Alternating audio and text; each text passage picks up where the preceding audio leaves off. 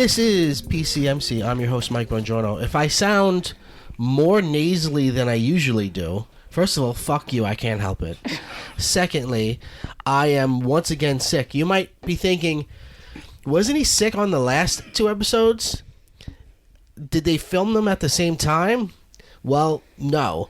We do record 2 episodes at a time, but those episodes I did with Anthony Bongiorno, I was a different sick, and now I'm a new sick. It's my second cold of January, so things are going great.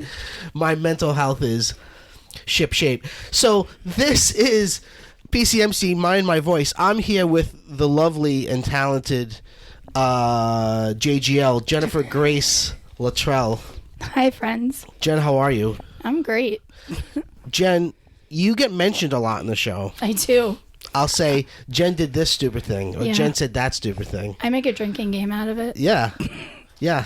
Jen mentions. Hashtag Jen mentions. Yep. Jen, Yeah. you and I are going to Walt Disney World We are fairly soon. in a month. It's a month. Oh, no. Tomorrow it's a month. Well, whatever. By the time this comes out, it'll be a month. Yeah. How hyped are you? Super hyped. I can't wait. I'm crazy hyped. And we're going to do some recording while we're there. Yeah, we are. Right? I don't know how much recording because we're going to be tired, but we're going to do some recordings for sure. Yeah. So, this is your second time on the show. The first time was the Harry Potter episode, which is admittedly the worst sounding episode technically because we did it in a moving car and there was all sorts of problems. Right. And there was a Death Eater. And I wasn't prepared. Yeah. Now you're prepared. I see you have notes. I do. Because you gave me notice. Because you didn't just show up in my car. Yeah, that was sort of an ambush. Recorder. Yeah. Yeah. This one's going to be better. All right, I'm excited. So, Jen, Yep. I know you better than you know yourself, but I want the audience to get to know you a little bit. Okay. So, you really got me into Disney. Mm-hmm. My Disney fandom is really an effect of our relationship. That's amazing. That's my goal. You won. So, tell me about your Disney fandom. How long have you been into Disney? What got you into it? I don't know. I guess my family got me into it, but I've been for as long as I can remember. I guess my sister was into it first because I would have her, not leftover VHSs, but I would have her VHSs and then we'd watch them together. So the 90s from the vault VHSs, right, that you could get for a few months and then you'd fucking have to suck somebody's dick to get a fucking bootleg from Hong Kong or something. Yep. Okay. We had those. We have all of them. Yeah. I'm pretty sure we have all of them. But yeah, they're still on display. I wouldn't let anyone get rid of them. Of course. Yeah. What was your favorite VHS? I think it was 101 Dalmatians. Even though it's not a musical, and I love musicals, but 101 Dalmatians. That's a special one for you. Yeah. It's the dogs. I love dogs. I've only watched about a quarter of that movie. Mm-hmm. It was at a sleepover when I was a kid. Mm-hmm. It was put on as the second movie. You know when you're a kid and you have a sleepover and you don't understand how time works? And you're like, we're going to watch 9 movies. And then your aunt is like, that's literally 16. You can't do that. We're only going to be here till tomorrow. But you're like, we're going to watch so many movies. And then you watch one with some anticipation or excitement. And then that's basically it. And then you're like, movie 2, you're not going to make it through. I always would stay the latest because even as a child, I was anxious while the other kids were dreaming. I would be like, oh, I'm worried about things. So I remember it being 2 a.m. at my cousin Brendan's house. Brendan's asleep, my cousin Ben's asleep, my aunt and uncle are asleep, and it's just me watching 101 Dalmatians for the first time, and I know I conked out during it. That's my memory of 101 Dalmatians. Yep, that's a good memory. Yeah. It's a fantastic memory. When you think of your Disney fandom, what's the heart of it? Movies, Mickey, the parks? I think the parks, even though I only went once, twice as a kid, but I only went once at a prime age when I was 7. When was the first time you went? It was for my sister's graduation from grammar school, so it was her gift, but we all went. Mm-hmm. And I was 7. And it was in the summer, so it was like too hot for my sad little lungs. Yeah. But the second time we went was for my grammar school graduation, and it was like around Easter time, and it was so great. It was so much better. Really? Yeah. Would you call going in the summer a newbie mistake? Yes. I mean, it's we can't fault people because that's when a lot of us are off. Right. Yeah, unless you have to. But people people don't understand how horrible Florida is in summertime. It's the humidity. It makes it like a million more degrees. It's like being inside of a ball sack. Yeah. But like waiting on a line inside of a ball sack. Yep. So is 101 Dalmatians your favorite Disney film? Today. It is. Sure. I don't know. It depends on what my mood is. Okay. But I don't know. I love them all. I love the princess ones. What's your favorite princess movie? I don't This know. is not a That's court of law, hard by one. the way. I know. Don't feel stressed out about your answer. I could see you already freaking out a little bit. I want to say Tangled, but I also love Hercules. Someone was talking about how, Meg's not a princess, but someone on Instagram was talking about how Meg has like the best princess song with I Won't Say I'm in Love, which it is a really good song. I only saw Hercules, I think, once. It's pretty good. I remember liking it a lot. Mm-hmm. I also saw Tarzan once. And I like Tarzan a lot, too. Yeah. Phil Collins. Yeah. I also love Hunchback. I've never seen Hunchback. It's so good. It's so good. And it's so, like, it's beautiful. Really? Yeah, I think. I've got to watch it. What do you think's the worst Disney animated feature? I don't know. I don't love The Great Mouse Detective. I know a lot of people do. I just watched it and I loved it. Yeah. I know a lot of people do. I don't know if it was too dark for me. It is during that weird time. Yeah. That Black Cauldron, Yeah. pre-Little Mermaid, post-Walt is Dead. I've never seen Black Cauldron either. The Black Cauldron is... I think it's really beautiful. Actually, Janine showed it to me because she was a big fan of it. It's really beautiful and cool looking. It's very dark. It's very like fantasy, like in a sort of Lord of the Rings kind of way. I think it's very cool. I think it's underrated. Yeah. That was one of the few movies I think Tim Burton worked on. Oh, really? Which they tout that, but he wasn't doing much. Like he was literally just an animator. Yeah. He was just like there. But but now that he's like thought of as a big guy in terms of aesthetics. And I think Henry Selick was also an animator at that time. And Henry Selick went on to direct Nightmare Before Christmas and Corpse Bride. So I used to like the live action ones also. which ones? Like what? Like really anything with Haley Mills. I love Pollyanna. I love The Parent Trap. I love the original Parent Trap. Yeah, it's so good. I also like the Parent Trap DCOM sequels that would have Tori from Saved by the Bell. Right. They were triplets. Yeah. And I think Haley Mills was their mom. Yeah, she was one. Yeah. There was like a couple of those DCOM. I remember, well, I don't know. Maybe I'm just remembering them all as one. I was going to say I remember one, but not even that clearly. I remember like there'd be like a marathon on Disney of like the original and then all the DCOM. There was at least two more. Yeah. And then the original Freaky Friday, which I've never seen. I liked it, and then I tried to rewatch it, and I was kind of bored with it.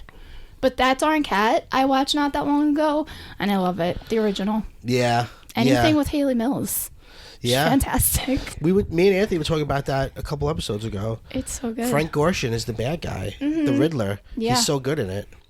He was an impressionist. It's weird. I think for some people, like, they think of the beginning as the Pirates of the Caribbean movie because that was and it was a huge hit. Right. But they've been making like live action films for a while. Yeah. Well, I mean, I grew up with... Because it's cheaper than animation, which is why Walt was like, let's just do this. Right. And I also grew up with like an older generation. I grew up with my grandma and her sister and their aunt. So they were familiar with like the live action. So we got all of that. Have you ever seen The Black Hole? No.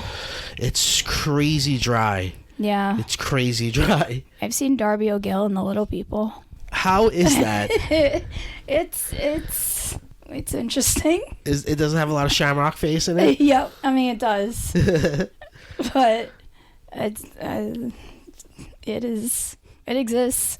I've never seen Pete's Dragon. Oh, that's good. Well, I haven't seen it recently. I remember liking it. Yeah. A lot. One that I remember not knowing about, but then I think I got it on DVD when it came out of the vault, was Fun and Fancy Free. Have you ever seen that one? That one is one of the sort of cheapo, we're going to do a couple of shorts strung together as a movie. Oh, okay. Kind of like Three Caballeros. Yeah. And Fun and Fancy Free has Jack and the Beanstalk with Mickey. Maybe I have seen it. Maybe I didn't know what it was called. Well, you've seen that part of it as its own thing, but then there's a couple other parts, and I think Jiminy Cricket is like the host of it. Fun and Fancy Free. It's. I remember not knowing anything about it and liking it. Yeah, I would check it out. So, what are some movies that we should watch before we go to Walt Disney World to help us prepare? Well, Snow White, because we're gonna go on Seven Dwarfs Mine Train. Can't wait. Just to get excited. Mm-hmm. What else are we going on? I guess it depends on what we're going on. So you would base it on the attractions that correlate to it? I would just base it, because it's just to like get excited for it. Like you don't need to watch any movie to enjoy the parks. You can go in there knowing nothing about Disney and have an amazing time. Yeah. But just to get excited. Okay. Well, now that Disney Plus is around, I've been trying to see things that I've never seen before. More so than revisit things that I have seen. Right. Because there's so much I haven't seen. I watched Rescuers for the first time. I watched Great Mouse Detective for the first time. I watched Fantasia for the first time. Yeah. And I want to watch Treasure Planet. People say that's really good. Yeah. I've never seen that. So, I don't know. I think I have been thinking about it like the Disney aesthetic magic more than any particular like thing. And maybe I haven't watched Snow White just because like Snow White was always my favorite. Right. So I've seen Snow White probably more than any other Disney animated movie. So, well, that's not true. I've probably seen Little Mermaid more. Right. Well, I guess for me, because I've seen a lot of them, it's like more of a get excited revisit. But like Fantasia's a really good one to watch, especially if like someone's going to see Fantasmic. Yeah. Because a lot of that is kind of taken, not a lot of it, but like a good portion of it. What's Fantasmic? I've never done that.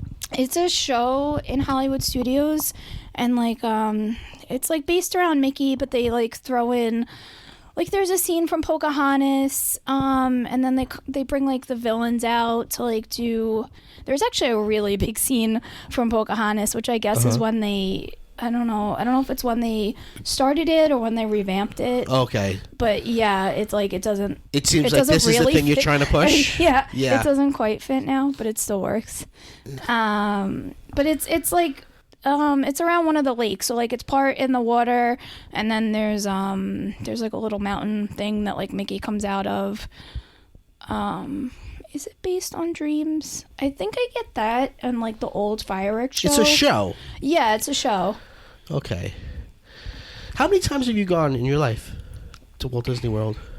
I think 6 or 7. 6 or 7, doesn't even know. How many Disney cruises? Ooh. 3. 3 cruises. Were they all the same? Is a different boat like a different experience? Yeah, and different boats will go different places. But like the first cruise that I went on was a short cruise. For short people? Yep. Just for people like me. For people like you, yeah. It was a 4-day cruise, which I wouldn't recommend. You can't even gain any weight on that. I know. And any short Disney vacation overwhelms me. Because you're trying to fit everything in and you can't. You can't on a long one either. Well, for the trip we're going on, you were like, let's go for 31 days. And I was like, Jen. I tried for 10. I don't think that's unreasonable. I was like, we're going for 6, which to me sounds like a lot. Nope. When I tell other people 6, people are like, wow, a whole week. Yeah. But Jen was like, let's go. It's not a whole week. We're short one day. That's a lot, though, isn't it? No. How long is the longest you've gone for? 10 days. You've done the 10 days. Actually, no. Well, okay, so it was booked for 10 days, but then we got snowed in. So I was there for like 11 and like a morning. Wow. Yeah. How many times have you been to Disneyland? 0. But it's on the list. It's on the list. I'm going to go to Disneyland, and then I'm going to go and put my handprints in Judy Garland's handprints. Okay. It's going to happen. That's the plan. I don't know anything about California or where anything is. No, those are the two big things. I assume they're right next door to each other. Yeah, sure. I assume that you step out of Disneyland and Judy Garland's handprints are right there. All the international Disney parks, which the one you'd like to go to the most? Tokyo. Tokyo, why? I don't know. It looks amazing. The monorail looks amazing. Everyone raves about it. I think I was just watching the Imagineer show again, and they were talking about Tokyo, and their Tomorrowland is based on Jules Verne, so it's like a steampunk Tomorrowland. So it's even their Space Mountain is a steampunk Space Mountain, and I like that. Really interests me. Yeah, but I'd also be interested in going to Paris because Paris has Phantom Manor, right? Which is, people say, like the best version of the Haunted Mansion. Right. It's the Haunted Mansion, but it's got the Vincent Price voiceover, right? And it's got the more cohesive story of love and law. Whereas the American one, there's sort of a story, but it's not very clear what it is. Right. I'd love to do any other park. Any Disney experience is going to be amazing. I want to say that one thing. Now, I consider myself a Disney fan now. And when I say Disney, I don't mean the multinational media conglomerate that owns everything. Right. I mean the aesthetic of Disney, Disney proper. And I think the thing, and I've met a lot of Disney fans, people in the Disney fandom, Disnerds, okay? At one of the schools that I used to teach at, there was even a Disney club that I was the only professor that was in. And I think the misconception about Disney fans, and you can tell me if you agree with this, is that they're like dumb, or they're like, cat ladies who like have no critical eye. Right. Whereas I know Disney fans to be people who like have a critical eye, will tell you when something's bad, and also from a political point of view will tell you Disney should pay people more. Disney was not an awesome person. Disney was anti-union. Disney did terrible things during the McCarthy witch hunt. Like this idea that, oh, you're a Disney fan, you must have no discerning taste, or you must think that everything Disney does is perfect, I think is not something I've come in contact with really at all. Right. No, that's true. I mean, I feel like I kind of have, but just through like having a Disney Instagram account, you'll have a lot of people who will just kind of like post anything and everything that comes out as like amazing. Yeah. And not everything is a winner. Right. It's not like everyone's super excited for what's the new Pixar? Is it Pixar or is it Disney? The Pants movie? Yeah. Dad's a pair of pants? Yep. Dad's a pair of pants. What's it called? Onward? Onward. Yeah, it looks like shit. And yeah, it looks awful. And people are excited about it. Awful. And some people are selling it, some people aren't. I just watched someone's Disney account where they were criticizing the new like mini collection, which I kind of appreciated. I mean, I like... What is the new mini collection? It's, I forget the exact name of it. Main attraction. Right, main attraction. So, they have, like, pins. It's all based around Minnie and, like, attractions in Disney World, or, well, the Disney parks. So, January is Space Mountain, which is cool, because, like, her dress is shaped like Space Mountain. Like, it's just... It's a cool concept. I know that not everything is coming out amazing because it's a mini plush, and it's the ears, which I think is what most people have a problem with. The teacup ears, because it has like a little hat. Teacup is what, next month? February? I don't know if it's next. I think it's March. I don't remember. Okay. But yeah, it has like a hat, a little hat. They haven't revealed and all of the designs yet. They have revealed the attractions, but not yet the designs. Right. Yeah, so for every month, it's like, here's the plush, here's the ears, here's the...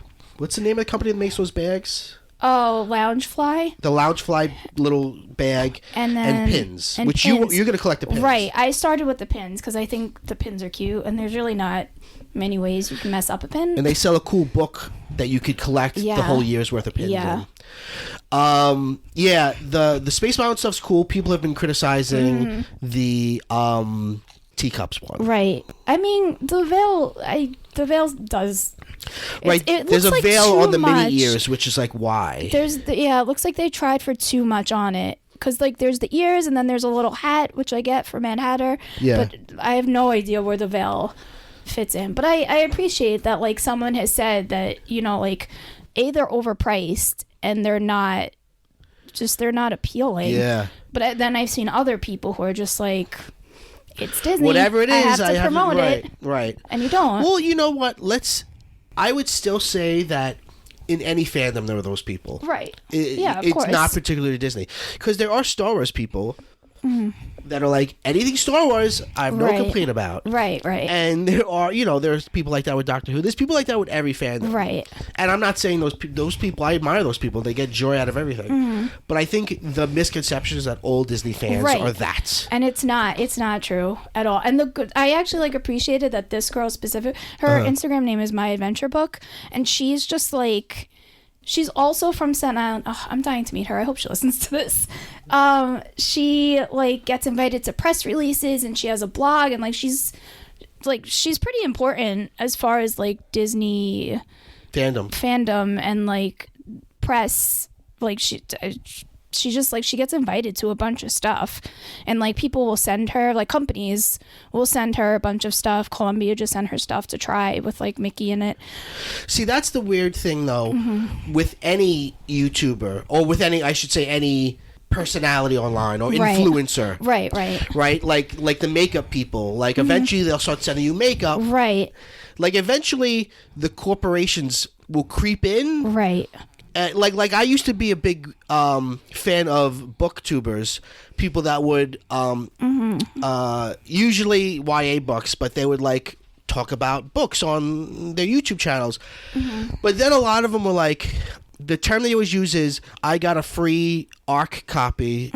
ARC meaning advanced reader copy. Okay. So I got a free ARC version of this book in exchange for an honest review. Right. That's what they always say. Right. But it's if you are constantly getting ARCs, I feel like you will just be reticent to give an honest review if you don't like something, because you're they're gonna stop giving me ARCs, and I'm not pointing my finger at anything. So I think that happens. No, of course. With any kind of influencer. But I was just excited for her because she does have a lot of influence. Yeah. And she was still able be honest. To give, I think that's which important. I appreciated. It only makes the thing you like better. Right. Yeah. Right. You know what? Thinking back now, I think Teacups is March because February is Pirates. Right. Because that's when we're going. Yeah. I mean, I'm still going to get the pins before we go. But I like to get ears in the park. I don't know why it has to be that way. How do you feel about a big part of fandom now is making your own ears, custom ears, which, again, to talk about the corporate thing, Disney has taken some people's designs and made their own version of it and not paid them for it. The rose golds. They basically, I don't know if they shut that shop down, but they took a ton of money away from that shop that made the rose gold ears, which I'm guilty of having. I'm sorry. Well, it's I'm guilty of having the Disney parks one. It's a weird thing that happens now. For Peter Capaldi's Doctor Who, the 12th Doctor, his opening was really interesting where instead of going through the time tunnel, you were going through the workings of a clock. Oh, right. But that was based on a fan video. Oh, wow. And then the producers even said, we were inspired by this fan video. Yeah. And they shouted it out, but I don't think they paid the guy anything. Right. They were kind of well, we own Doctor Who. Right. We're not going to be mad at you for making it. We're just going to take it. Right. But it still feels I don't know, that creativity should be appreciated in a better way. I think. Right. No, you're right. I mean, at least he got a shout out. Disney was not going to shout out this Etsy shop. Really? I don't think so. I've never heard anything. I just heard that, I heard this actually on the Diz podcast, that Disney is starting to take bootleg Baby Yoda merch more seriously. Yeah, I believe that. And they're like cease and desisting people who are like, because there's this big gap in the market. Right. They say that, we're geniuses and we wanted to keep the surprise of Baby Yoda a surprise. I don't believe that. I like half believe that. Right.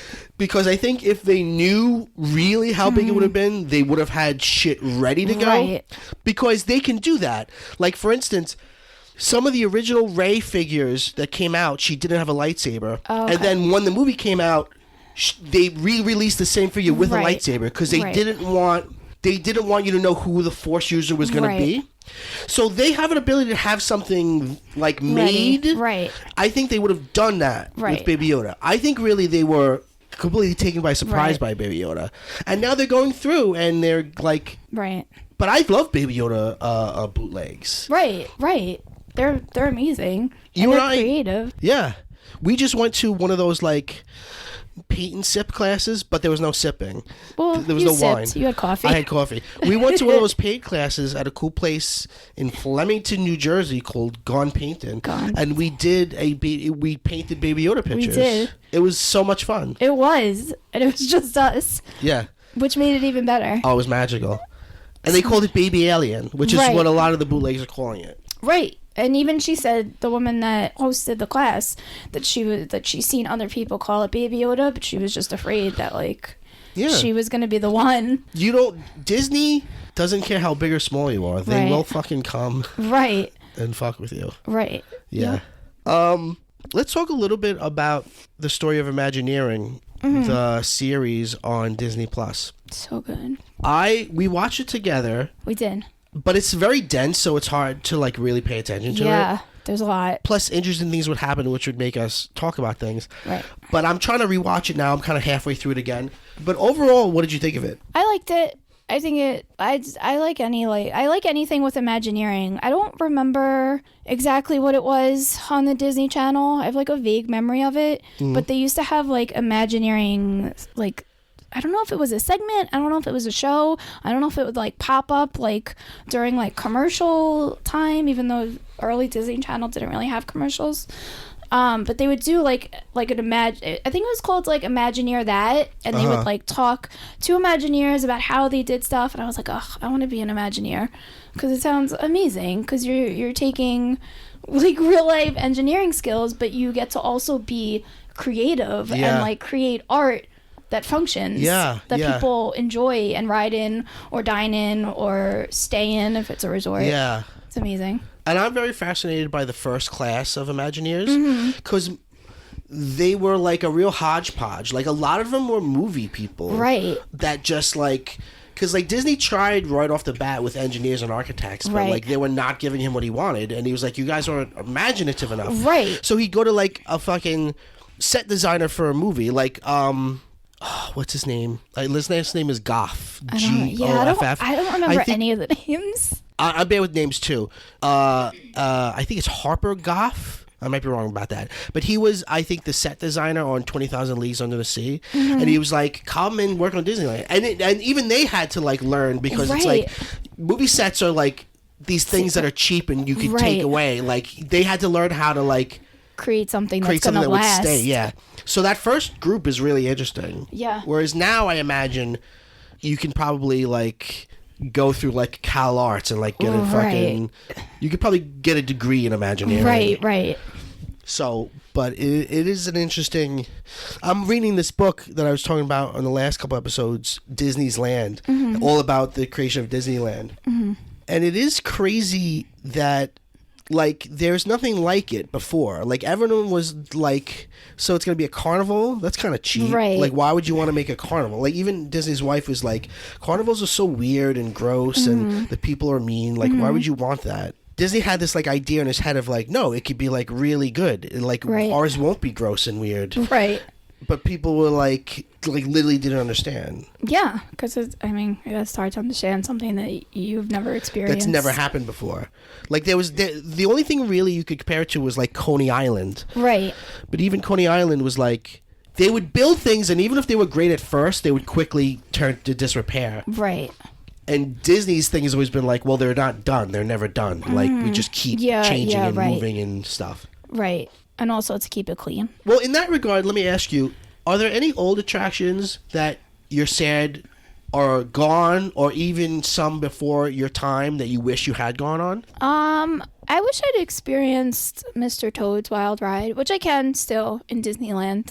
Yeah. But the Disney World one is gone. I've never experienced it either. Mm-hmm. And what's it called? I think it was Toontown, which also is still in Disneyland. Was that like Roger Rabbit kind of? It was. Or am I wrong? I think it was like it had like Minnie's house and like Mickey's house, and it's where like a lot of the characters. I remember that actually. Do you? Yeah. I think it was where New Fantasyland is. Oh. I was kind of setting you up for a rant though, because there's a rant I know you have inside you. Oh, for the Great Movie Ride? Yeah. The Great Movie Ride. I'm so mad that it's gone. It's being replaced by an attraction that people are very excited about. I don't like it. Mickey and Minnie's. What is it called? Mickey and Minnie's. I don't know. Railway. I don't even want to know the name. No, it's probably going to be good. People are very excited about it. I'm not excited. They've left the replica Mann's Chinese Theater the same, and they say the queue is really similar to the queue for Great Movie Ride. I guess. I do like the queue and the Great Movie Ride. I like the whole part of the Great Movie Ride. But don't you feel like for the Great Movie Ride to have kept its relevance, it needed to be updated regularly? No, of course. And Which they should didn't happen. No, they didn't. Even the first scene with like the Busby Berkeley. Yeah. I forget what the Oh, name right. of the It broke and they never fixed it. Yeah, they had water coming out and that dancers... broke it. And then they were supposed to rotate and that broke it. And then they just put a screen and called it a day. Right. They like, and also like movies keep, like the little lands you would go through on the ride, like the gangster movies, right. like nobody that's knows. not relevant at all anymore. Yeah. Like Westerns may be okay. Alien, I think, was cool. Right. But that was because Michael Eisner just wanted an Alien ride so bad that he never got, and that was the closest the Imagineers would give him, because the Imagineers were like, no, it's too scary, and he also just wanted like the whole studio thing too. Right. Like the MGM. Well, MGM is, it's funny, in the Imagineer documentary, they're like, it's not a fresh idea, right? But they don't openly say like, it's clearly a copy of what Universal Studios was doing. Right. Which it is. It is. No, it is. Right. I mean, because if you look at early Universal, like, they started off with just the tour. Like, that was really the first attraction, like the tour. And it was long, and what we think of as the Jaws ride was part of the tour originally, not its own attraction. Like, but yeah, it's a complete... No, because they also had the Backlot tour. But they never updated it. No, they didn't. It allowed itself to get moldy. Yeah, and Disney's weird about stuff because like they got rid of like a ton of stuff. They got rid of the Backlot tour. They got rid of like the Great Movie Ride, but they still have like the Backlot Express, which was a dining place. But like it doesn't make sense that it's Backlot Express and there's no Backlot tour. But they do have Dark Side Chicken and Waffles, where you can get waffles with Darth Vader on them. Really? So if it's still there, I don't know what to expect when we go to Hollywood Studios anymore. You went a year ago, didn't you? I went 2 years ago. 2 years ago? Oh no, I did go a year ago, but I only did Toy Story Land. Oh, okay. But yeah, I haven't done a full Disney trip in 2 years, and I don't know what to expect. Well, there was no Galaxy's Edge when you went. There wasn't. It was being built. Apparently, you could still see Galaxy's Edge from the top of Slinky, but like everyone was riding Slinky to ride Slinky, but then to also get a glimpse into Galaxy's Edge. Yeah, it's fun. Let's take a break and then we'll come back and we'll do a list. We have 2 lists. I'm excited. Well, really, you and I both have lists. Right. Because I've only gone twice, and both when I was very young. Mm-hmm. My list is things I'm anticipating, things I'm excited to do. Mm-hmm. And your list is just things that I love about Disney and like describe it's more like your favorite. Right. My favorite things, like would recommend. Yeah. And our lists are open to not just attractions, but food, just any kind of experience. Right, anything. All right. All right, let's take a break. Okay.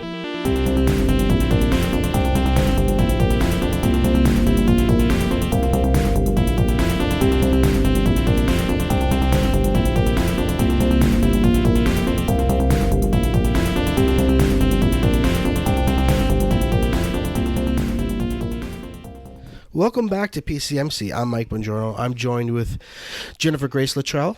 Hi. Jen, what is your Disney Instagram? It is Miss Petite Princess. Spelled just like that? Yeah. Is there any... No underscore. No umlauts? Nope. One word. Okay. Nothing fancy. Okay, Miss Petite Princess. Yes. How many followers do you have now? I think it's like 1,000 and like 50, maybe under. Nice. I haven't posted a lot, so they go down. Yeah. Well, when we go on a trip, we'll have more content. Oh, yeah. Yeah. We're going to be taking pictures like crazy. Yeah. All right. So for this segment, me and Jen both have lists. I have a list of the 5 things I'm most looking forward to on our trip. Really is like a list of 20 things, but these are the top 5. Yeah. And these are the top 5 I could think of this morning. Yeah. Because it changes. Like when Rise of Skywalker came out, I was like thinking a lot about Galaxy's Edge, but Right. like then I'll watch like a classic Disney film and I'll be like, oh, I want to just go to like the Magic Kingdom and do Right. things like that. So it changes. And I'm sure your list also Right. is what you thought of today. But also, well, I've been thinking about this all weekend. Your list is your favorite things. Right. Because and- you've been a lot. Right. And these are things that like just like fill me with like the Disney feels. So my list isn't going to have anything from Galaxy's Edge because I haven't been yet. Right. So it's going to be not So- older stuff, but stuff that's there already. Mm-hmm. So I think because our lists are different, I don't think we should go tit for tat. Yeah, that's fine. Do you want to go first? I would You love to could hear go. yours first. Okay. Alrighty. So you're going to go from 5 to 1. 5 to 1. 1 being My your most favoritist. favorite might start crying when it happens. When you talk about it now or when you do Both. it? Oh, okay. I'm excited. Okay. So number 5 is Garden Grill breakfast. Okay. So What that? The Garden Grill is a restaurant in Epcot in the Land, which is also where Soarin' is. It's a Epcot's strange the way it's set up. Like they'll have different, like there's the Land building and there's the Sea building. And then there's like the stuff in between. And then at the back of the park, there's the World Showcase, which is what everyone thinks of when they think of Epcot. So the Garden Grill is in the Land. And it's a rotating restaurant. Ooh. Yeah. And it's character breakfast. I'm sorry. I love character meals because it's the easiest way to meet characters without waiting in line. Yeah. And food. You get food. How's the food there? Fantastic, which is why I booked it. It's like my favorite breakfast. Oh, you booked it? Yes, I booked it this morning. So we're going? If you want to, if you don't, I want to. If you well, don't, how could I that's say okay. no? I know. Now that it's on my list, that was the plan. Oh. Well, you know, you are my guide through all this. I'm just happy to be there with you. Same. We had an extra meal too, so. So there you go. So what do you eat when you're there? Okay, so I'm going to tell you. So they bring it to you. I forget what they call. They used to call it like a something buffet, like a sit-down buffet, where they just bring you stuff. But I forget what it's called now. I think it's just like an all-you-care-to-enjoy place. So what you get is a sticky bun cake, which is amazing. All of it's amazing. This is the breakfast. Like, highly recommend. Wow. Okay. And then you get fresh fruit. Fluffy scrambled eggs. Yeah, but Disney fresh fruit's really good. Okay. Fluffy scrambies. Fluffy scrambies. Hash brown style potato barrels, which is basically just tots, but delicious tots. And then bacon, which is all mine, and sausage, which we're not going to ask for. I don't eat animals. But wait. Yeah. And then there's Mickey-shaped waffles with warm chocolate hazelnut drizzle. The hazelnut drizzle is what we're there for. Oh, really? It is so good on everything. Wow. And you know I don't like my food touching. I know. You have a weird thing about food touching. I do, which it's going to come in a big thing that I'll touch, but I don't know. Somehow in Disney, I don't know if I'm too excited to let my weird quirks get in the way, but oh my god, it's so, and they cook the bacon so that it's nice and crispy. Well, yeah, I wanted to mention you don't eat bacon in your normal life. I don't, because pigs wag their tails when they're happy like dogs. So I was like, oh, I can't eat bacon. But if bacon is just going to show up on a platter in Disney, where the pig was like, please. He lived a magical pig life. He did. And when he died of old age, he was like, please, I don't want my body to go to waste. I want to be bacon in Disney World. So that's Disney what he World said. Bacon. Yeah. So is it just because he lived a magical life, or is Disney World bacon taste better? It tastes better. Does it taste better just because you're at Disney World? Yep. Or is it just also, actually good? It's also, I don't like floppy bacon. It's crispy bacon. You like a crispy bacon? It's always crispy bacon. My grandma used to make, my mother's mother, when I would sleep over her house, she would make bacon and eggs in like the oldest fucking pot you've ever seen. Yep. And her fucking bacon was like, they were like fucking stone. I'm okay with that. It was so good. I want it to crumble when you look at it. Yeah. Oh, so good. It's going to be amazing. And That's the sausage, really which I don't eat ever on any day. But we don't need the sausage. And then once you're done with it, they'll just bring you more of whatever you want. So like you don't have to refill everything. So if we want a bunch more Mickey waffles, they'll bring out the Mickey waffles. I'm going to gain a lot of weight on this trip. And it wrote, so the land is also like a slow, like a dark ride attraction. Which takes you through like how Disney, especially in Epcot, like how they cook their food and where where they grow their food, because everything that's served in the Garden Grill is grown there at Epcot, which is pretty cool. Especially like the dinner. The dinner is like all made there. What about the pigs though? Do the pigs live there? I don't know about the pigs. Well, no, they like get free reign of the park until they're old, and then they die. Yeah. Of natural causes, and then they get meat and bacon. Sure. As in their will. Yes. As per their will. I'm very excited about this. And it rotates throughout the land. So like as it's rotating, you'll see parts of the land. It's such a cool breakfast. And like Mickey's there and he's in his little farmer gear because, you know, he's a farmer. Yeah. He's a farmer when he's there. Sure. And then Chip and Dale are there. Like Barbie or Super Mario, he has many occupations, vocations. It's perfect. Yeah. It's a perfect dining experience. Well, you know, when I was a little kid, I remember a lot of it was about thrills and rides, and I didn't really take any time to appreciate food or, you know, like now as an adult and now that I'm paying for it myself, I'm like super excited for a lot of things. Yeah. You know. I'm excited for the food. It was hard to put one. Actually, no. There's more than one food item on my list. All right. What's number 4? All right. Well, number 4 is also kind of a food item. Yes. It's a drink. Are these all going to be food? No. It's only the first 2. It's only the first 2. Okay. So number 4 is I put 2 drinks, but you can get them both at Animal Kingdom.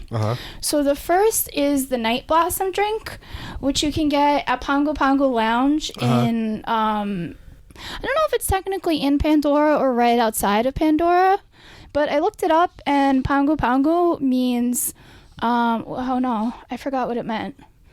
I think it means like happiness. In Hang what? on. In Pandorian? In Navi. In Navi. Oh, so it is connected to that theming. Right. Yeah. I forget what it means, but yeah. It means something positive. Oh, party. It means party. Okay. Party lounge. Okay. So the Night Blossom drink is limeade with apple and dessert pear flavors, and they're layered on top of each other. So it's like a greenish yellow and then a purple in the middle and then a greenish yellow and then on top. I looked this up. I'm pretty sure boba balls are just tapioca, but it said passion fruit flavored boba balls. So I don't. Well, you can flavor the boba. But I don't think it has tapioca in it. I think it has I think it's like a gusher. I thought tapioca is what they use to make it, but you can flavor it. Okay, then I have no idea. But it said passion fruit boba balls, and it has it on top. They put boba in anything they want to look futuristic, right? I know a lot of the Galaxy's Edge drinks have boba in them. Right, yeah. I mean, I don't like it. It freaks me out that I'm drinking something and then like a little tapioca ball is gonna goes down your throat. Yeah. Isn't it a choking hazard? No, it's soft. No, it's a choking hazard. So this is a drink. Why is this drink on your list? I can't even describe the flavor. It's so good. And would you describe it as out of this world? Yup. Yeah. I looked at a camera that isn't there. And just Animal Kingdom is always hotter than the rest of the parks because of the animals. So like the way it's shaped is like a dome to keep the heat, I guess, insulated in for the animals. And on a hot day, it's a frozen drink, and it tastes amazing, but it also feels amazing. Oh, it's so good. And then the other one is Pog, which if I could find guava nectar, I would make it at home. It's passion fruit juice, orange juice, and guava nectar, like in equal parts. You can get it at a few places. I think it started in... No, but it wasn't Pog from another country, because remember Pogs, the game, that came from the caps from those drinks. Oh, that's how it started. Well, I didn't know that. People would like stack up the caps and then like hit them with the. Oh, okay. It started at the Polynesian. Okay, I'm pretty sure with like breakfast, and you can get it at the Polynesian. You can get it at some of the other resorts. But it's hard to find just on its own and like outside of breakfast. But in the animal kingdom, they have it as a frozen drink. They call it jungle juice. Like, it has different names wherever you go, and like sometimes they'll have it at dessert parties and they'll mix up like what they put in it. But the passion fruit, the orange, and the guava is the original, and it's the best combination. And they have a frozen version of it at one of the stands in Animal Kingdom. I think it's by Tusker House, which they also have it for breakfast there. It's so good. It's so good. But yeah. That's exciting. I can't wait. Okay. And then my number two. Those two drinks shared a spot. Right. Yeah. That's okay. They shared a spot because I couldn't. It's a little bit like cheating, but I also did that on my list, so it's okay. I just had the Night Blossom, but that's right. I did it too. I needed a spot for the Pog. It's so good. I did it too. Okay, so number 3 is Star Tours.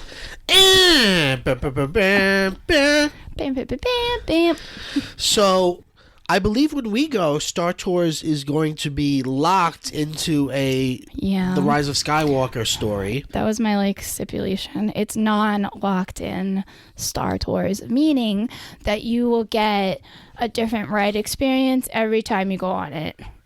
However, aren't there what is it like? Isn't there how many really options are there?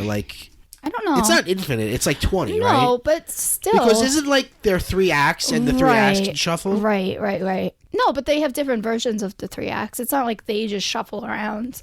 They have different versions. And there's always a hologram. It might be a different hologram, and that will be based on Yeah. It's not infinite, but it's not like you're just doing 3x3. If you go, you'll get something different. Right. Except for right now, because it's locked into the Rise of Skywalker. I mean, we assume. Do we know for sure? I don't know. I mean, we'll be going at the end of February. Yeah. I mean, we're still going to go on it a bunch. Sure. The last time I went and it was locked into The Force Awakens, and I had the entire ride memorized because I refused to go on it only once, and I don't like it when it's locked in. Well, it's interesting because the Galaxy, it's not in Galaxy's Edge. It's the traditional classic ride. Right. And Galaxy's Edge is locked into a canon place. It takes place in between The Last Jedi and Rise of Skywalker. Right. Which I and other people think in years to come, they may change. Right. And maybe even either loosen up the reins of it or make it in the original trilogy timeline. I've also heard they're trying to figure out a way to get Baby Yoda into it. Yeah. Which Baby Yoda takes place before The Force Awakens. Right. So they'd have to figure out a way. So that's what's cool about Star Tours, though, because not only is it a different ride, it could be a different era. You could go in and it can be any time in the Star Wars timeline. Right. But now it's going to be, the hologram is Lando. I think I've already seen it on YouTube. I haven't watched it. Yeah. But yeah, I mean, it's probably going to be still locked in when we go. I think they lock it in for 6 months. But the last time I went, when I was a kid, it was the original, which was before they even came up with the idea of it changing and being a different adventure. Right. It was just always the exact same ride. Right. And I still loved it. Yeah. It's a really like it's interesting, and it was like one of the first of its kind. It was the first non-Disney attraction, non-Disney like property. IP, yeah. Yeah, but it fit well, I think. Mm-hmm. Yeah. And it really in a way seeded the eventual Disney buying Star Wars. Right. Because that's when first Disney and Lucas did anything together. Right. Yeah. Yeah.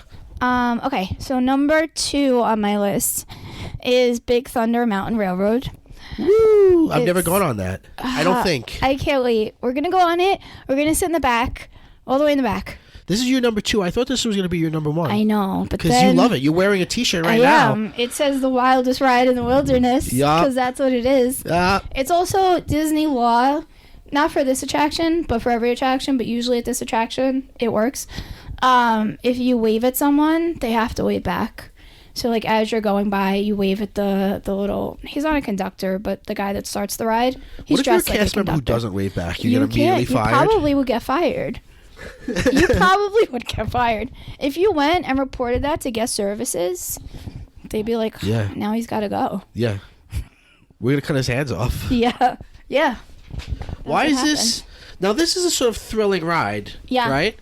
I mean, it's like a baby coaster, but it's fun. Yeah. Why do you like it so much? I don't know. I think it was like the first roller coaster that I was brave enough to go on. And, well, actually, the first time I went on it, I hated it. But I think it needed to be... Why? Refurbished. Because it was really jerky and it hurt. Like, anytime it hit a curve, it hurt. So, but yeah, the second time, it was amazing. It's just, I don't know, it's so much fun. It's a fun roller coaster. It's not scary. You just, like, you have a really good time on it. I've heard that it's really cool at night. It's great at night. Yeah. I also like the beginning. I like the guy, because, like, you are going down into the mines. So the guy, like, when the voiceover to, like, get ready for things, he's like, hold on to your hats and glasses. Isn't this, like, a spiritual successor to a sort of, like, wasn't it, like, an old West kind of, like, almost like Jungle Cruise types, like, ride from the original Disneyland? I think they wanted to make a whole, like, Western land. Okay. But then it was too expensive. So then I think they just, like, settled on Big Thunder. The Big Thunder is one of the 3 mountains. Yes. Big Thunder Mountain, Space Mountain, and Splash Mountain. Yeah, it's so good. So before you say your number 1, do you have some honorable mentions? I do. Okay, so my honorable mentions are, 1 was the Carousel of Progress, which was on my list. It's a great big beautiful tomorrow. It's so good. It's a Walt original. And it's air conditioned, so it's nice on a hot day. Why is it good? Some people say, it's boring. I don't think it's boring. It depends on the audience too. So, like, they'll encourage you to sing along with the song. It goes through like 4 or 5 different time periods with, like, the same family. And, like, if you're on it with people who know it, like, they'll talk along with it, which sounds annoying, but it's actually, like, pretty fun. And it's just, like, I love it. I like when they encourage you to sing. I like the characters. There's a dog in it. Yeah. I'm always down for anything with a dog in it. Sure. I don't know. They've just got, like, some fun, like, quotable lines, which I enjoy. Any other honorable mentions? Yeah. I have almost as many honorable mentions as I do. Because I couldn't... Whatever. Okay, so the next one was Spaceship Earth. Okay. Which is in... Pirates. Yeah. Which is in Epcot. It's a similar ride, isn't it? Like, advancement through... Oh, yeah. Well, yeah. But, I mean, this is more like the advancement of communication. Because, like, it starts off with... people, like, needing language to help them hunt, and then it goes through, like, cave paintings, and then it goes through papyrus. It's narrated by Dame Judi Dench. Yeah. It's where Thank the Venetians comes from. Which, like, I know we just talked about, like, Disney, like, shutting down all, like, the Etsy and all that stuff. Which I don't love that they do, but I also, like, appreciate that they know that they're paying attention to, like, the things that the fans like. So, like, they'll have, like they had like I think shirts and hats and stuff that said "Thank the Venetians." Was that a meme? It was just something that everyone quoted because it's from the ride. I guess it kind of became a meme. But and like now they have like purple wall. They have purple wall hats and stuff, which is in Magic Kingdom. Okay. I like that they paid attention to people's Instagrams and like what's happening instead of like trying to force their own stuff. Okay. They're listening to the fans, but also they could let the Etsy shops handle that. Okay, so Spaceship Earth. And then I guess I'll skip the Great Movie Ride because we already kind of talked about that. And then my last honorable mention was Wishes, which was also something that isn't there anymore. It was the fireworks before Happily Ever After, which I do like Happily Ever After. Happily Ever After is amazing for the Disney movie feels. It's my only like kind of problem with it is that it's so projection heavy that like if you're not in a good spot in front of the castle, you're not like fully gonna enjoy it. Whereas Wishes, which I have the soundtrack on my phone, Sure. was more I guess like auditory heavy. So really if you're anywhere in the park near like the speakers, you can hear it and enjoy it. But if you're not right in front of even at the resorts, if you were at a resort where you could see the fireworks, they would play the audio. Okay. And you could still enjoy it. Yeah, that's nice. But now you need to see the projections because they have like scenes from movies in it, and it's like you'll get it, but it's better to see it. Yeah. Whereas this, you can just experience from wherever. You've turned this into a top 10 list. I have. I'm sorry. Sneaky girl. I'm sorry. So before you say number one. A top 8. Yeah. Before you say number 1, could you recount 5 to 2? Yeah. Okay. So number 5 was Garden Grill Breakfast. Number 4 was Night Blossom and the Pog Drink. Number 3 was Star Tours. And number 2 was Big Thunder Mountain Railroad. And what is your number 1? My number 1 is seeing Cinderella's Castle for the first time. And I don't mean like the first time ever. I mean like the first time on a trip. Okay. Because it's, for me, amazing every time. And when... I'm sure they've designed exactly when that happens, right? Right. So when... There's 2 places to do it. And really, like, it's a whole Main Street experience. But, okay, so one way you can do it is... The first thing you'll hit is the train station when you're outside before you've even gone through the gates. And then you go through the gate, and then you can either go around the train station and you'll get your first glimpse of it, or you can go upstairs and then you just have like a straight shot of it. And you can see all of Main Street from above. It's so amazing. But and it's even... you cry? Yeah. It's so amazing. It's just so it's so Disney. Yeah. It's so Disney. I mean, that's what it is. The castle. That's it, right? It is. It's the main event. But even like just going down, and it's usually like, well, it will be the first thing you see in the morning if you get there in the morning. But even to just like get there before the crowds get there, and if you go around the train station, like you get that first glimpse of it. You have Main Street right in front of you. You have like all the Main Street smells hitting you, like when you're by the bakery, because they'll pump out smells. So when you're by the bakery, you'll smell like sweets and cookies. Wow. And like you'll have like the Dapper Dans singing at one point. And you'll feel like I'm here. Yeah. I'm home. It is. Chewy. We're home. Anytime you get on any kind of Disney transportation going back to your resort, they say welcome home. Yeah. Or they'll say you'll be home soon. Okay. It's fun. And it's amazing. It's That's so magical. Mm-hmm. That's a very good list. Thank you. What's yours? Okay, so that was a great list. Thank you. My list is, I did go twice as a kid, but, my memories are shaky because it was so long ago. And also, there's such different parks now. Right. I mean, like, when I was a kid, there wasn't even an Animal Kingdom at all. Right. There was no cell phones, so there was no Fast Pass. It was totally different. Even Hollywood was MGM. Wasn't in Hollywood Studios right, yet. exactly.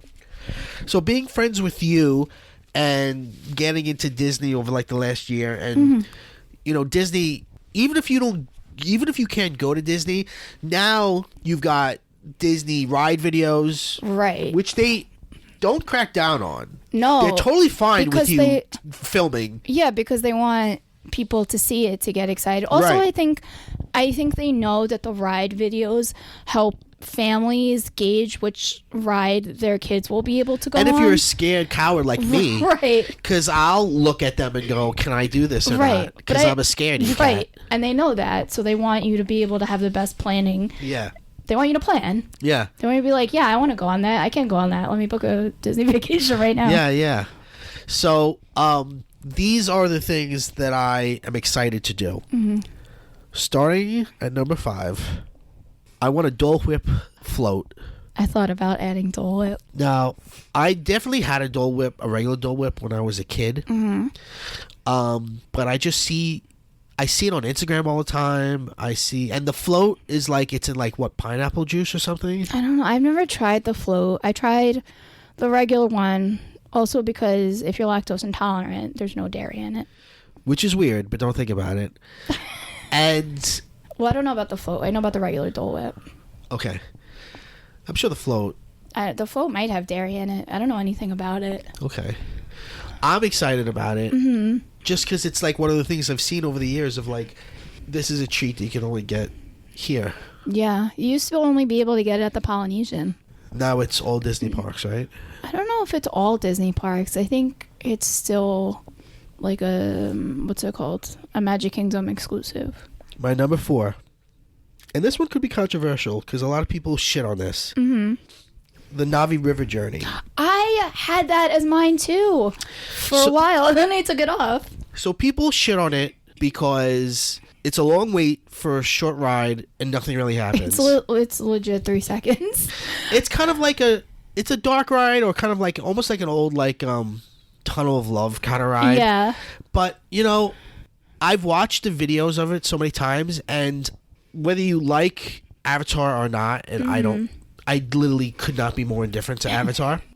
It's just beautiful, and it's like, I like to vibe with things, and it just seems like you could just go on it and vibe, Yeah. Like, I've talked before on the show about how at Universal Studios I love the E.T. ride, and my favorite part of the E.T. ride is when you go to E.T.'s planet at the end, and it's just like weird, and there's all these E.T.s like playing instruments and stuff, and how like I always wanted to like just live there. Yeah. Like, that's what I see from Navi River Journey. Like, that's like I'm sure Flight of Passage is more exciting, right? But I just want to like vibe out. I just like go on the Navi River Journey and sing the song, the Maiwa song. Yeah, it just seems so cool. They also play it at Sutuli Canteen, which is like their quick service place in Pandora. Yeah. So it's fun. So after you go on it, you'll still have the song.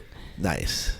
And the animatronic for the shaman or whoever is really crazy. It's super advanced. It's like the most advanced animatronic. Well, I don't know about now. It's not like stiff at all. No. But when they had it out, that was like the most advanced. It looks so realistic. Yeah, it's crazy. All right, my number 3, the Seven Dwarfs Mine. What is it called? Seven Dwarfs Mine Train. Seven Dwarfs Mine Train. It's another kiddie roller coaster. It is, but I find it more intense. One drop more intense than Big Thunder. They use projection mapping with animatronics, so you've got the live Seven Dwarfs, but their faces are very animated because it's being projected onto them. And I love the original OG Snow White Dark Ride, which isn't there anymore. But they have the witch at the end of the ride. Right. So this sort of replaces that. Right. And it looks like a nice combo of fun, not scary roller coaster. Right. And theming and Snow White. Mm-hmm. Especially because it makes sense, because like there were mine carts. Like, it makes sense. And they sing Hi Ho, which I love Hi Ho. They do when you're ascending for that last drop. So I'm excited about that. It's going to be fun. I'm excited too. So my number 2 is a cheat because it's 2 things in one. Okay. Smuggler's Run. Yes. Which is the Millennium Falcon ride. Now, everyone's very excited about Rise of Resistance, but it's so hard to get on at this point we have accepted that if we don't get on, it's not going to ruin our trip.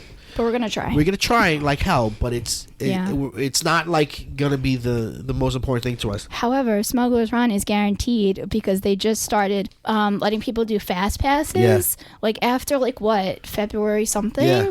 And like when we're going, we were able to get like one of the first fast passes. Yeah. So Exciting. Yeah. And, I know that it's probably not as dynamic a ride as Rise of Resistance, but for the Rise of Resistance is very much themed to the new trilogy, whereas Smuggler's Run is the Millennium Falcon. Right. And it's like when you were a little kid and you dreamed of a Star Wars theme park, you dreamed of a Millennium Falcon ride. Right.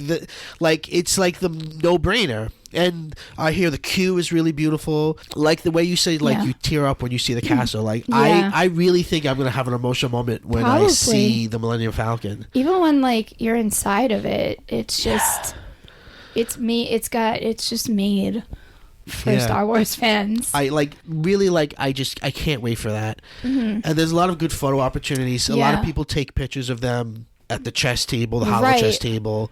I can't wait. Disney has really paid attention to Instagram and what people want, which is cool.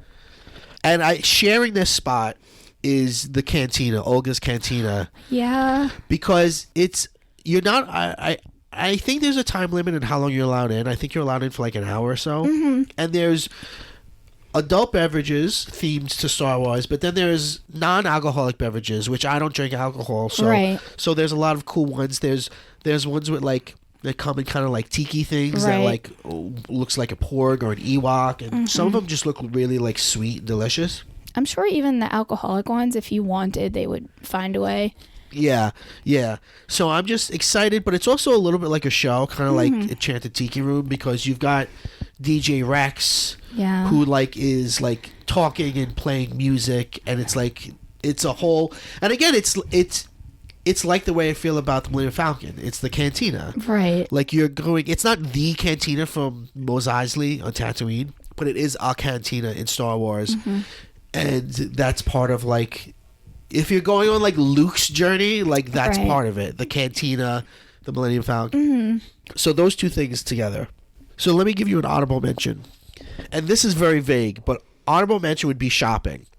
Because I'm a collector of toys and things, and I'm excited to get as many cool t-shirts as I can get. I'm excited to go to specifically the shop Memento Mori, which is the Haunted Mansion's shop. I also like just with Memento Mori that it's not.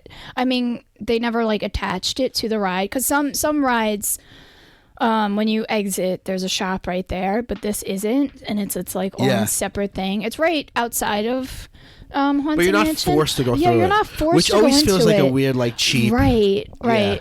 Yeah. So shopping, buying stuff, buying toys, buying plushies. There's a lot of cool stuff to buy at Galaxy's Edge. There's the toy maker stuff, which is all these toys that are like in-universe toys, like based on the quote-unquote like legends, and like there's cool like little Rey dolls and stuff.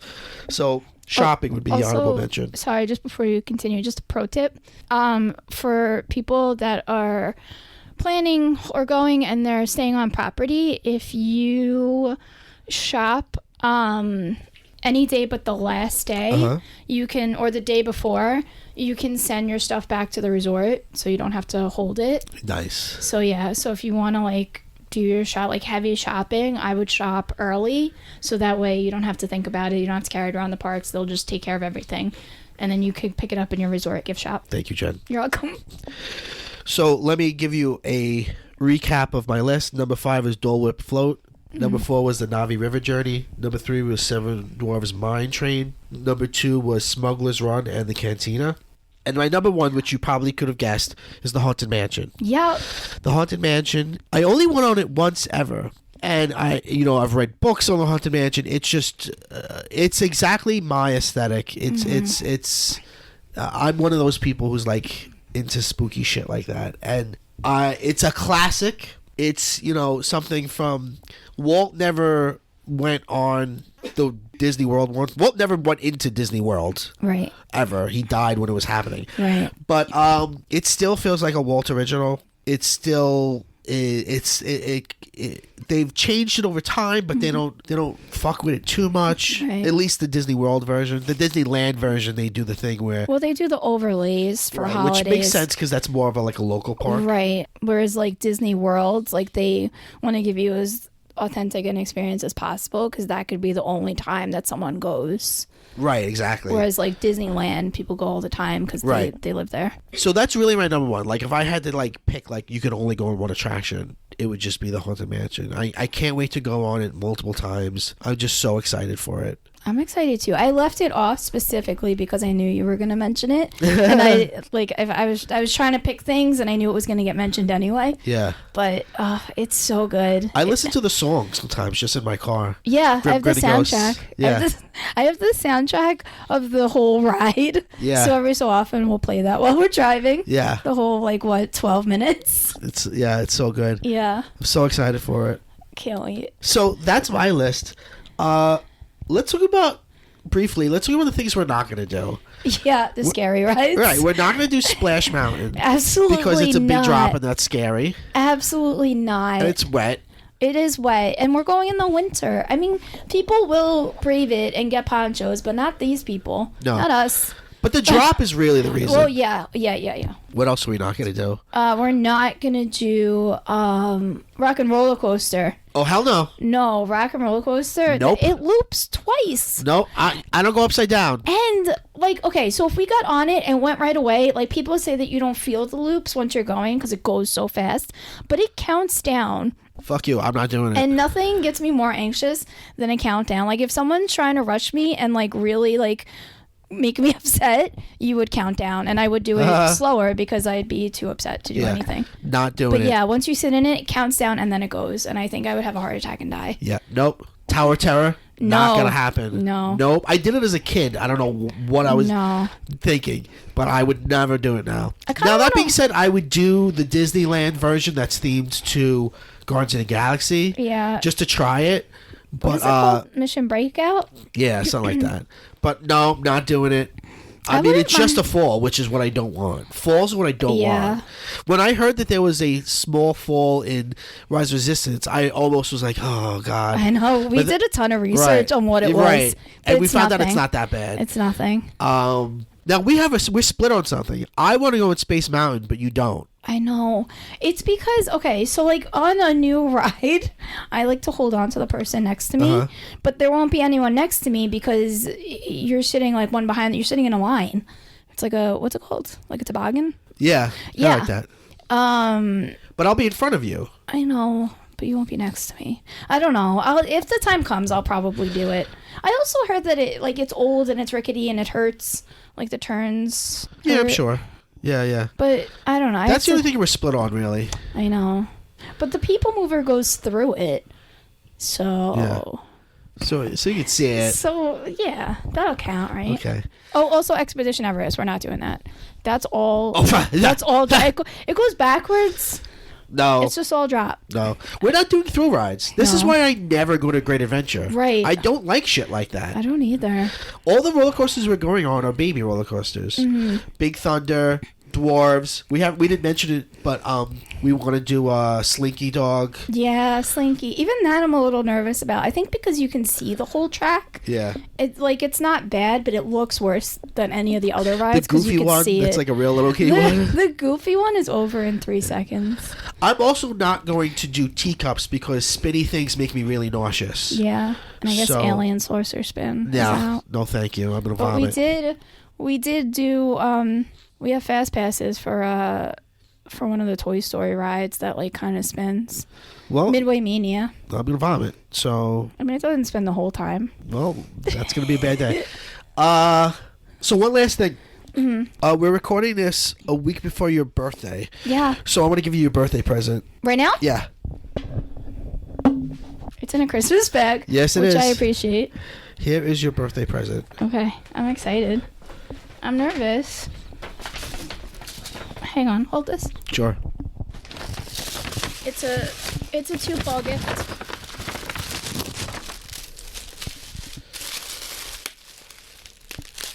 scared. What is it? It says Disney Showcase Collection.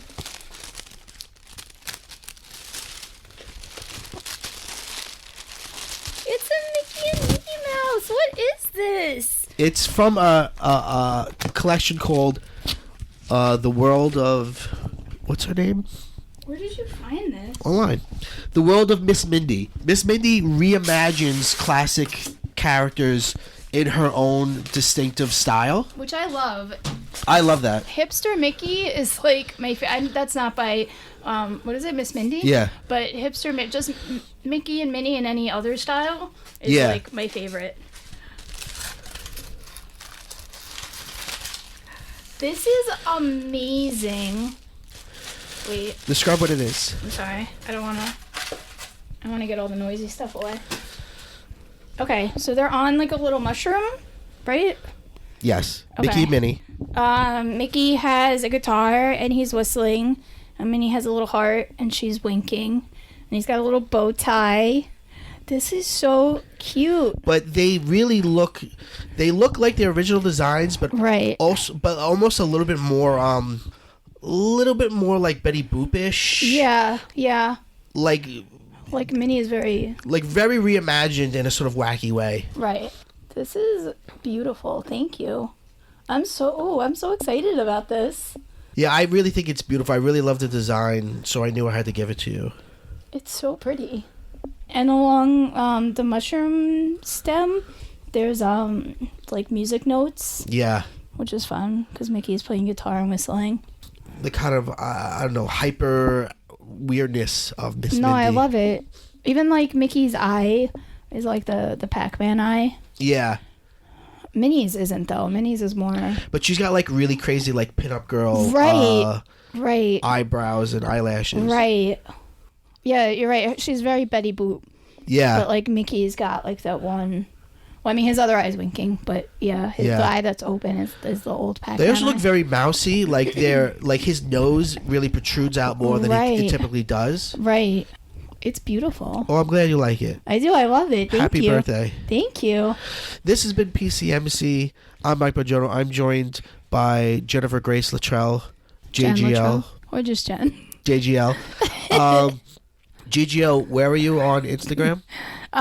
Miss Petite Princess. All spelled out. Yes. We end every episode by quoting Animal from Muppet Babies. Go bye-bye.